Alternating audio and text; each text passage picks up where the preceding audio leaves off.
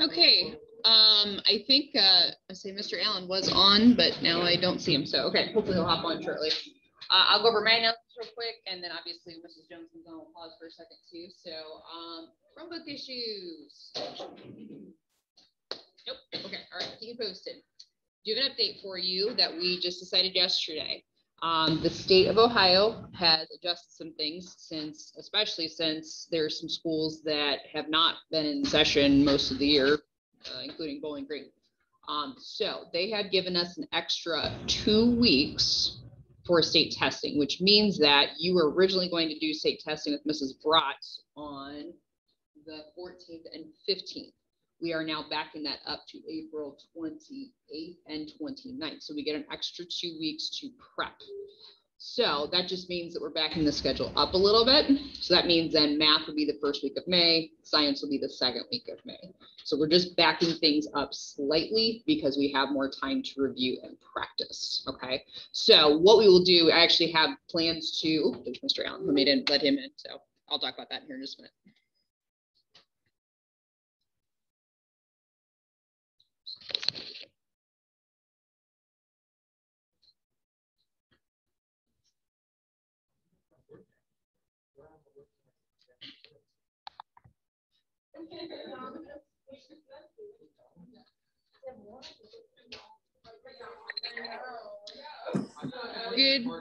Good morning. Good morning. How are you? Okay. Good. How are you guys? Not too bad. I think I just need to have you flip your camera on when you get a chance, and I think we're okay. Okay.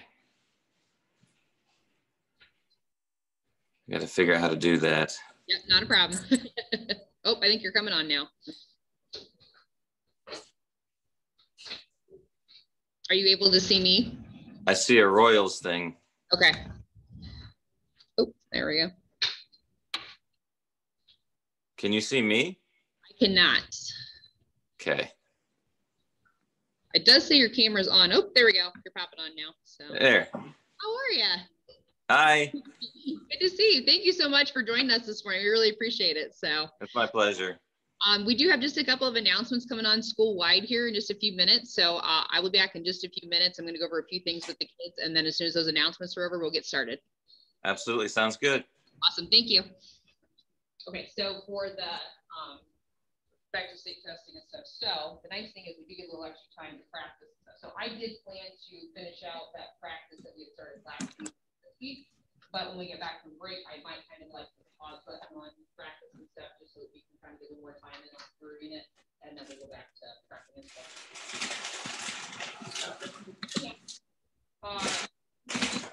So we get a little bit longer to practice and those kind of things. So I don't think that's a bad idea. Spring break's obviously coming up in 3 days, and then we have championship voting tomorrow. So lots of goodies coming up this week. You got anything for me today? No? Going well. Band concert was fantastic last night. Oh. Very nice. You guys sounded really nice last night. So really, really nice. I was really impressed. Yeah. I thought it sounded very nice. Yeah. I did see you there. So it's funny because like obviously you know I don't keep track of you guys and stuff. So like there's a couple of you that I didn't realize were in band and stuff. So it's kind of fun to watch you last night. Of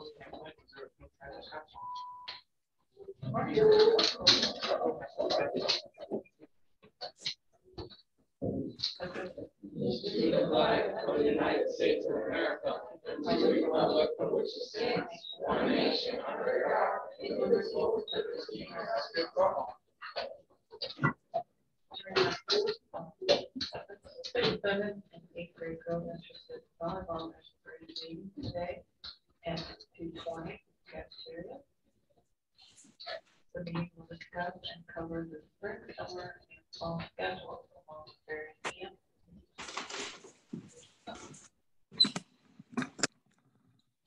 For lunch today, 2 cheese, breadsticks, and sauce David Garrett, for his conclude your announcements. Have a great day. We're going to get started with Mr. Allen, and he would love to have lots of questions today. So we make sure everything else is put away for the day, so you can watch Mr. Allen today, and we'll get rolling. So, all right. All right. Well, good morning again, Mr. Allen. We are really excited to have you for guest speaker today. So I'll kind of turn you around so you can see who your audience is, but the camera might just be on me for a little while since I'm kind of asking questions and stuff. So, but everybody can say good morning. So wave, hello, there we go. Good morning. Hi, guys. So we've been doing, you were actually our we got fourth guest speaker for our career series and stuff. So we really appreciate you spending the time with us this morning. I'm just going to have you go ahead and start by just introducing your background, how you got into being a pilot, and just some information on how you got into your career. Okay. So I got in the career. I'm a fourth generation pilot in my family. My great grandfather was an instructor pilot in World War II. My grandfather had a private pilot's license.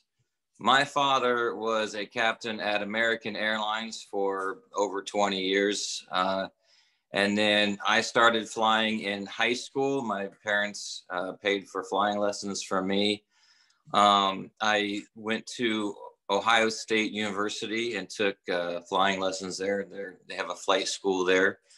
I graduated. I had an internship for a short period of time, about 6 months at the Toledo Airport. I flew as a co-pilot in a King Air 100. And I got hired with a company in Denver, Colorado called Great Lakes Airlines. I started out as a co-pilot there in a Beechcraft 1900. It's a 19 passenger seat airplane. It has jet engines. However, it's driven through propellers. And that's typically how pilots get started in the commuters, and flying turboprops is what they're called. I got enough experience where I was able to be a captain in the 1900, and then gain enough seniority where I was able to be a captain in the Brasilia, which is a 32 passenger airplane. After that, I decided to try to either go to the major airlines, they're called the majors, American, Delta, however, it was difficult after September 11th to get a job like that. The airlines were laying pilots off, and it wasn't a very good time for us. However, a good friend of mine said, let me walk your stuff into NetJets, and that's where I'm at right now. I've been there since 2004, so about 17 years. That's something I really wasn't interested in doing, because it was a difference between being, let's say, a limo driver and a bus driver, if that makes sense, right? So I was just going to chalk it up to interview experience. You know, I didn't care. So I went to the interview. It was a great interview. The company seemed solid and really interesting.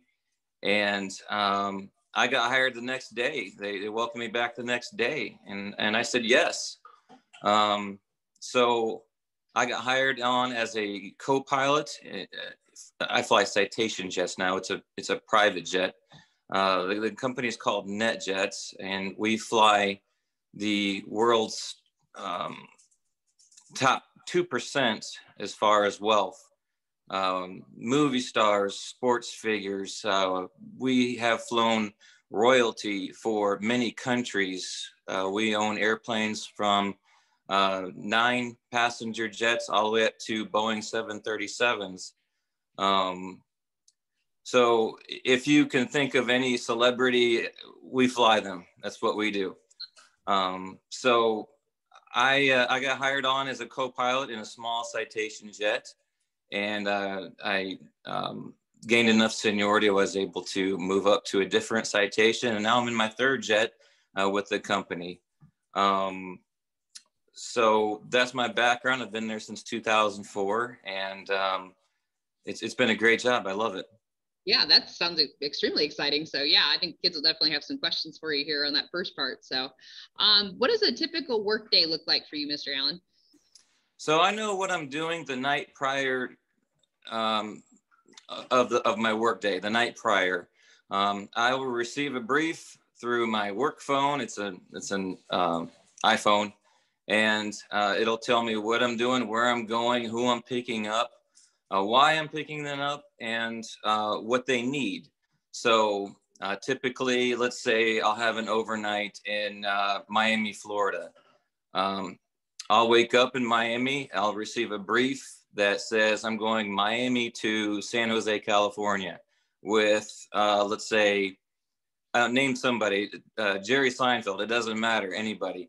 And then it'll tell me what they need, why they're going there, and for how long. And so I will show up at the airport. So one of the responsibilities is physical appearance, making sure that you are professional and presentable to the people you're flying. I'll typically with my job, I'm on my own. We're not like the traditional major airline pilots. It's a totally different career, and we're pretty much on our own. We get our own ride to the airport. We show up. We will receive a fax that tells us the weather, any equipment that may be out of service at either airport on either end. And we will walk out to the airplane with our bags in tow, and we will pre-flight the airplane inside and out, make sure all the systems check properly, make sure nothing's broken. We inside and out.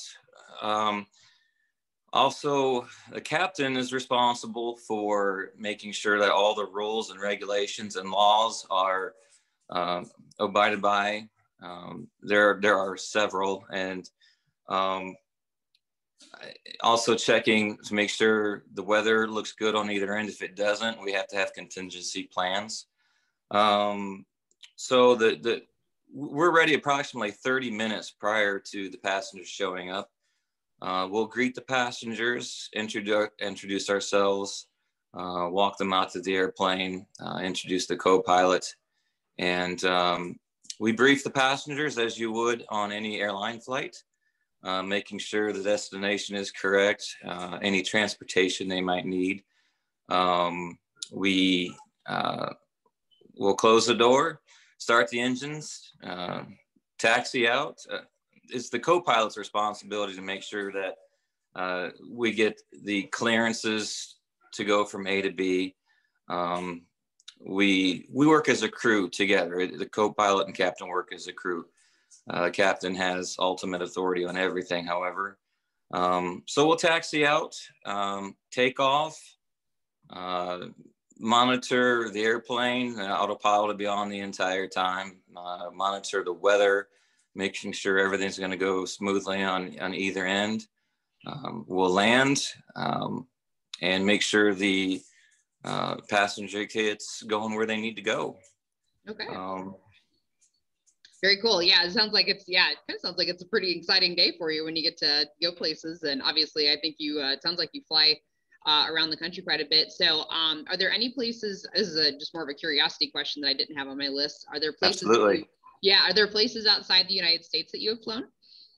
So yeah, the jet that I fly, we go from Northern Canada all the way down to Central America, South America.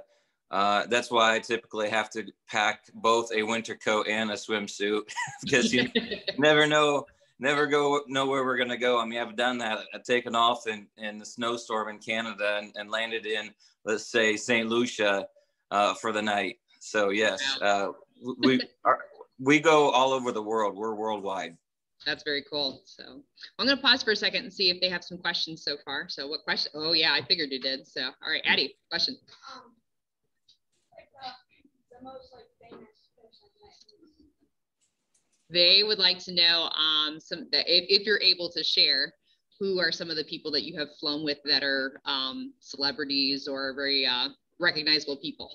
Sure. Okay. So I have flown sports figures such as Ben Roethlisberger, Tom Brady. And I need your help with this one. Famous golfers, race car drivers. Now, movie stars, singers. Who have I flown? Demi Lovato, Carrie Underwood. Wow. I've flown quite a few. The list is long and distinguished. I've flown Metallica. That was quite cool. That's awesome. Yeah, they're a good group of guys. Yeah, Real that's fun. awesome. So, would you say I'm sure you get to talk with them a little bit there when you're doing instructions on the airplane. So, is there anybody that you've been able to spend a little bit of time with that you got to know a little bit better? That's a good question. So I try to keep it professional. I try to treat them as though they're just like you and I. I don't care who they are, really. I try to stay out of their personal lives. Many of them are there because it's a time for them to relax and get away from their normal. So I don't want to bother them. I don't want to be known as that guy. I just do my job and hopefully they're happy at the end of the flight. Yeah, that's awesome. So that's a lot of cool people that you're able to meet there. So, but I do talk to them and ask them how they're doing and making sure that maybe they're happy, or maybe if they're not happy, what can I do to make their day better, you know? So I do spend some time with them and not necessarily hang out with them, but watch them. Yeah, no kidding. Yeah, absolutely. So that's fantastic. I'll go back to some of the questions that I had for you, and then we'll go back and ask the kids too. A lot of what we've been talking about with our career unit the past couple of weeks is talking about some of the skills, education, those kind of things that are needed for our professions. What would you recommend as the kids get older, high school, college, vocational? What would be some things that you would recommend that they look into to make sure that if they want to go into a career like this, they would be prepared? So that's a really great question. And I have to let you know that this is a great time for anyone interested in aviation to get in. There's going to be a pilot shortage here very soon. They just lifted the age from 60 to 65. And many pilots are going to be retiring here soon. And so there is no wrong way to get to where I'm at right now. You can take the same route I did with going to a university first. I did not do the military route. However, that's extremely popular and always a good thing. There's no wrong way to do it. So you can go to pretty much any small airport and ask for a flight instructor. Can you take me up for flying lessons? And they charge hourly. Or you could go to university. The military is a good route. To get to where I'm at, they have minimum flight time. And right now that's about 1,500 hours to get hired anywhere. And you just build your time up to that. Maybe you get your private license, then you get your instrument rating, then your commercial license at about 250 hours. And at that point, it's popular to even go flight instruct, teach somebody else how to fly an airplane and build your flight time up to about 1,500 hours, and then apply to everywhere. Charter companies, commuter companies like Great Lakes, where I was at. And then you'll build your time up even more, probably around 3,000 to 5,000 hours, depending on how bad the pilot shortage is, and get hired with a major, with, let's say, NetJets, or anywhere you want to go. The possibilities are endless. Yeah, that's a good thing to point out too, is that, you really can go a lot of different places in this career. And if you want to be a traveler, that's a fantastic option. I was just coming back to your comment there that they had lifted the age. I guess I was not aware that there was a certain age that you were not able to be a pilot past. Yeah, and it's gotten worse too. So many of the countries, Europe is the first place to start the age requirement, 65. It was 60 in the United States. And then the United States realized that there is a pilot shortage, and the powers that be said, okay, well, it's 65 now. And so many of the countries I fly to are also requiring captains not be older than 65 to fly into. And that's even becoming a problem at NetJets, because a lot of, I shouldn't say a lot, but some of our pilots at NetJets are over 80. And Wow. with our company, there is no age requirement. That's only with the majors, major airlines, Part 121 carriers. So with my company, there is no age requirement to retire at. Okay. Okay. Well, that's very interesting. So, all right, let me go back and see what the kids have for you here. So Emily, go ahead. What's the longest flight you've flown? What is the longest flight you have flown? So my longest flight was from Naples, Florida to Santa Ana, California. It took 7.2 hours.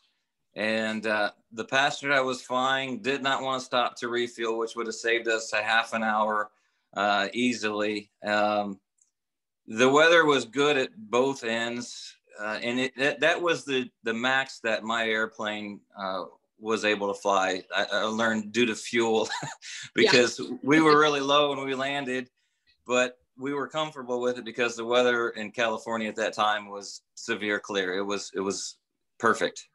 Yeah. Awesome. Very cool. So, Maddie, go ahead.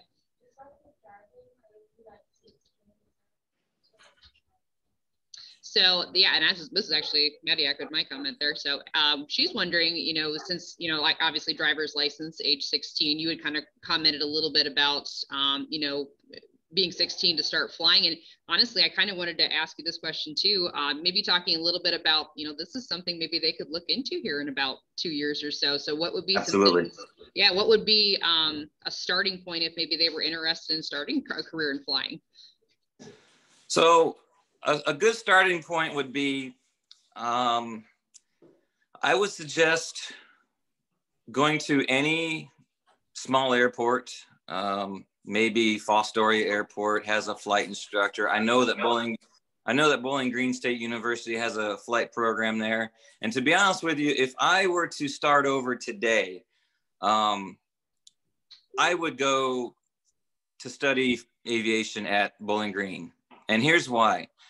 The airport, the Ohio State Airport in Columbus is about 15 minutes away from main campus. The traffic is horrible on that highway. 315 was brutal every day driving on it, and I could not stand that part of it.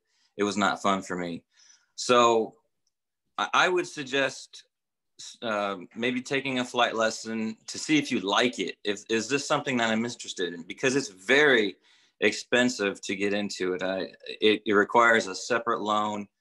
And I mean, 250 hours at, let's say, $100 an hour minimum it can get quite expensive. And then especially when you start getting into multi-engine airplane training, which is a requirement too. So I like Bowling Green State University because their airport is right there. You can ride your bicycle to it from your apartment. I think that is very appealing to me. So to get started, I would personally go take a flight lesson to see if you like it. It may be $150, but if you don't like it, it's $150. If you do like it, well, maybe it's something you look into. If you do like it, I would suggest going to get a medical certificate. As a captain, I'm required to take a medical twice a year. Every 6 months, I go to get examined, make sure I'm in good physical, mental state to fly an airplane. And so once you have your student pilot, it's called a student pilot's license, but it's a medical. Then you can be guaranteed that you're good to fly. You can take more lessons. And I would apply somewhere like Bowling Green or go to any service. Army, Navy, Air Force is a good place to start. They will pay for your flight education. They will pay for your college, which, by the way, to be competitive where I'm at, is not a requirement, but to be competitive with guys who have college degrees, it's a check mark in the box, and you kind of need it. I shouldn't say you need it, but you need it. One of those unwritten things, yeah. Yeah. So that would be the route that I would take. Ask lots of questions like these guys are doing right now. Surround yourselves with like-minded people who are also self-driven to get to where you want to be. I think that's an important aspect. That's something that I had in college, is I had many friends who just lived, breathed aviation. We would go out to the airports. We would hang out in the FBOs. This is where I fly to. It's called a fixed base operator. That's where we meet and greet passengers. Hang out there, start asking questions of other pilots, look at airplanes, study airplanes, anything to do with aviation. We lived and breathed it, and it was a great time. I would do it again in a heartbeat. Does that answer the question? Yeah, I think so. Yeah, I think that's pretty cool. I'll just do a side note real quick here. My husband is also a teacher in another district, and he has a student that is taking private flying lessons up at Bowling Green Airport. So it was cool to hear you say that, because he's just 16. And so he's going up there and he's just taking flying lessons right now. So this is something you can totally do, guys. I mean, this is something you can check out and see if you like it. And yeah, I mean, even if you just want to do it as a hobby one day and just fly and stuff. Absolutely. Yeah, you can totally do that. So maybe anybody can do it. Trust me, if I can do it, any of you can do it. I fly with many female captains and co-pilots. It's the possibilities are endless. You can fly cargo, you can fly charter, you can fly passengers, you can fly major carriers, and you can just be a private pilot if you want it to be as a hobby, like you said. Good. Yeah, that'd be fantastic. So yeah. All right. What other questions do we have for Mr. Allen? Emily, go ahead. Have you ever had a plane stop working? Okay. Have you had I'll ask it like a two-part question. Have you ever had a plane stop working, or did you ever have an emergency in the air or anything like that? So that's a good question. And as a crew, as a pilot, as a co-pilot, we are trained every 6 months. We'll go and take a check ride. We'll go in a simulator. It's full motion, and we are trained to handle many emergencies. So we have emergency procedures that we study and that we memorize, that if something happens, okay, this is what I'm going to do. And so to answer her question, was it 3 weeks ago? Not long ago, I was over the Gulf of Mexico, and we started to lose pressurization, okay? And the airplane is pressurized so that your body feels like it is at basically sea level, right? So you're at 45,000 feet, which is very high. And once you start to lose pressurization, you can become hypoxic, meaning you have no oxygen, right? And you can pass out. And there have been accidents because of that as well, crashes and deaths. So we as a crew, we are trained for situations like this. Over the Gulf of Mexico, about 200 miles over the ocean, we started to lose pressurization, and we had a message pop up on our screens that says something's wrong. We have a checklist for that message.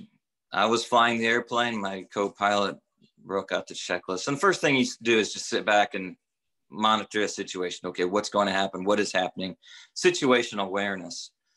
So the checklist was really vague. It was something that I've never seen before. My company was aware of it, however, it didn't tell us. So reading the checklist, we were like, we discovered that, okay, it's talking about pressurization. And so I started to realize I'm feeling hypoxic. So I instructed my co-pilot to put the checklist away and put your oxygen mask on.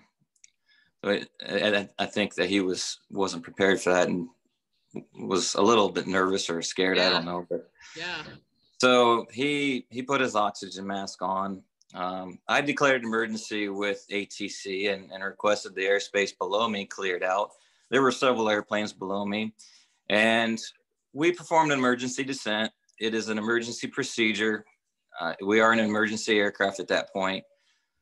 It just so happened that there was bad weather to the north of us. We were en route from Houston, Texas to Miami. And so we took a turn to the north, right up into the panhandle of Florida, and landed in Panama City, Florida. The weather was not good.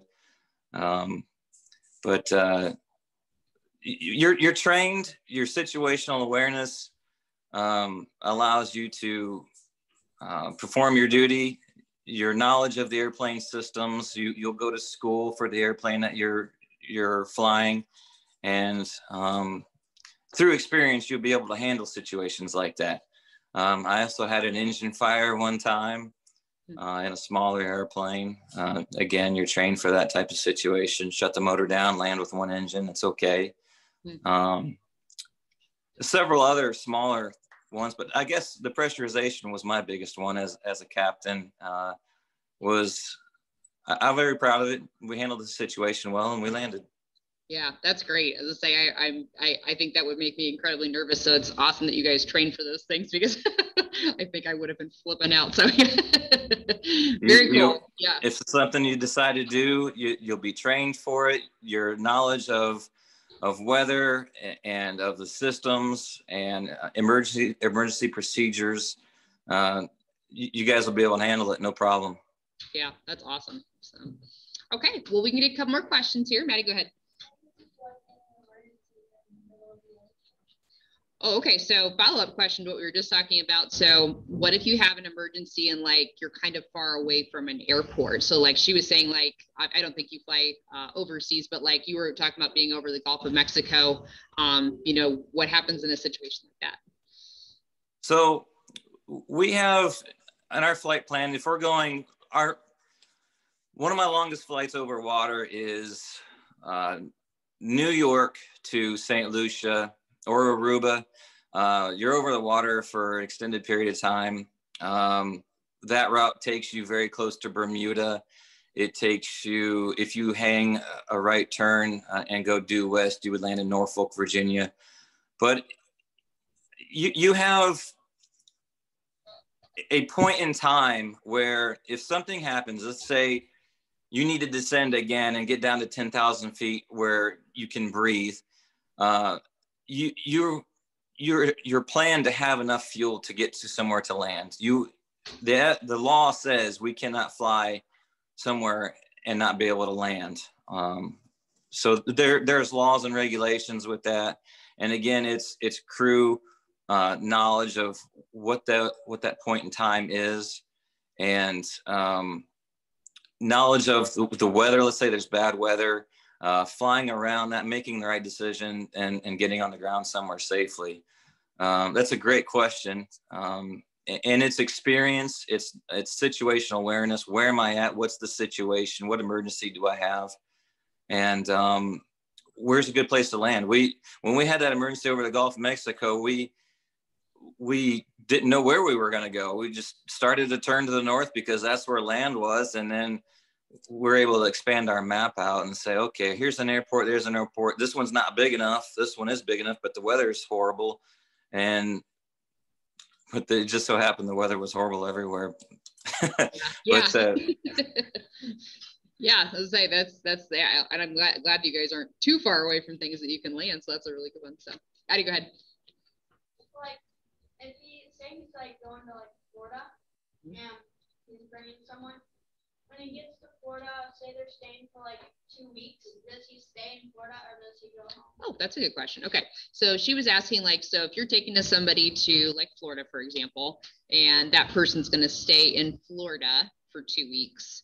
I know that your job is a little bit different, that you may not fly that person back, but how does that work? Do you end up staying with some of your clients for a couple of days and then flying back with them, or how does that work?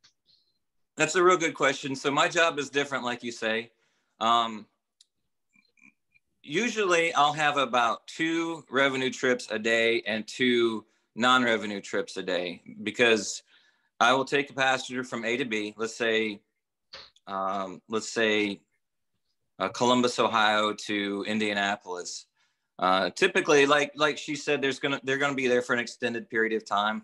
I'll leave them there, and then I'll go somewhere else. Let's say Louisville, Kentucky. I'll pick somebody else up and I'll fly them somewhere else. Let's say Anguilla, the country of Anguilla, which is one of my favorite destinations. And typical in that last leg, I'll stay the night there, and I wake up in the next morning and then do it all again. My schedule is 7 days on, 7 days working, and then 7 days off. There's many different schedules where I'm at. My company flies over 500 airplanes we own, and we've got about 2,500 pilots. So that person may need a ride back to where they started. Let's say they need to go back home. Another crew will pick them up and take them back and do exactly the opposite of what I just did. Great question. Yeah, that was a good question. So, all right. Well, we probably need to start wrapping up pretty quick, but Emily, I'll go ahead and take yours last one. So. Have you ever flown over the Bermuda Triangle? Have you ever flown over the Bermuda Triangle? Absolutely. And nothing happened. I'm still here, right? Some people make it through. So yeah, that's a good question though. I've never thought about that. So very cool. All right. Well, any final advice or anything for our students today on if they're looking into doing a career like this? I just want to reiterate, it's a great career. It's completely obtainable. Anybody can do this. You have to be self-driven, dedicated. Situational awareness is probably the most important thing at any time. So practice that when you're driving a car, when you're walking into a store, anytime. Situational awareness, and then surrounding yourself by like-minded people is very important too. I have fun doing it. It's a good job, and I love it. Yeah, that's awesome. So yeah, I'd say it's been really fun listening to you today. I think it's a really cool career, that's for sure. So, all right. Well, thanks so much for joining us today, Mr. Allen. We really appreciate it. And it was super nice of you to, take time out of your schedules to do this. And I think the kids really enjoyed listening to you today. So thank you so much. Thanks for having me. It's my pleasure. Yeah. And if anybody has any questions in the future, don't be afraid to ask. You guys know me pretty much. And if you have a question, come up to me and ask. We'll have a talk. Sounds great. Awesome. All right. Thank you so much. We really appreciate it. All right. Thank you. Bye-bye. Have a good day. Thanks. Bye.